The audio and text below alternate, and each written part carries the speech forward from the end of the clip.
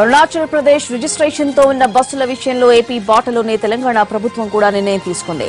ఏపీకి వెళ్లే బస్సులను రద్దు చేస్తూ తెలంగాణ ప్రభుత్వం నిర్ణయం తీసుకుంది. దీంతో 350కి పైగా బస్సులు ఆగిపోయాయి.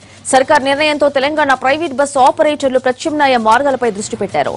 ప్రయాణికులను ఇతర వాహనాల్లో తరలించేందుకు ఏర్పాట్లు చేశారు.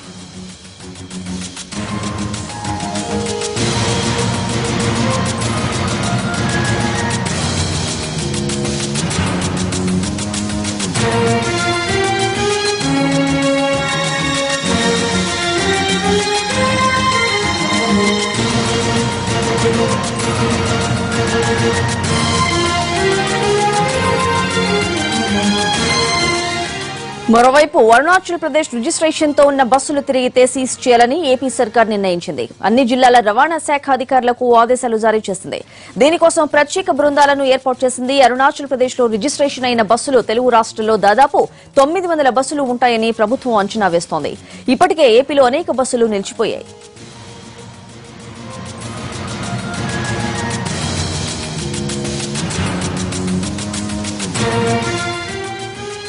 అరుణాచల్ ప్రదేశ్ రిజిస్ట్రేషన్ తో ఉన్న బస్సుల విషయంలో ఏపీ బాటలోనే తెలంగాణ ప్రభుత్వం కూడా నిర్ణయం తీసుకుంది. ఏపీకి వెళ్లే బస్సులను రద్దు చేస్తూ తెలంగాణ ప్రభుత్వం నిర్ణయం తీసుకుంది. దీంతో 350కి పైగా బస్సులు ఆగిపోయాయి. సర్కార్ నిర్ణయంతో తెలంగాణ ప్రైవేట్ బస్సు ఆపరేటర్లు ప్రత్యామ్నాయ మార్గాలపై దృష్టి పెట్టారు. ప్రయాణికులను ఇతర వాహనాల్లో తరలించేందుకు ఏర్పాట్లు చేశారు.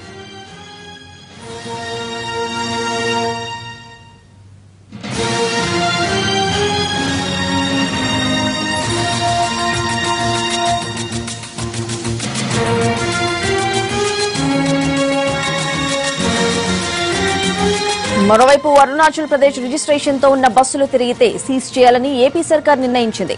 అన్ని జిల్లాల రవాణా శాఖ అధికారులకు ఆదేశాలు జారీ చేసింది. దీనికోసం ప్రత్యేక బృందాలను ఏర్పాటు చేసింది.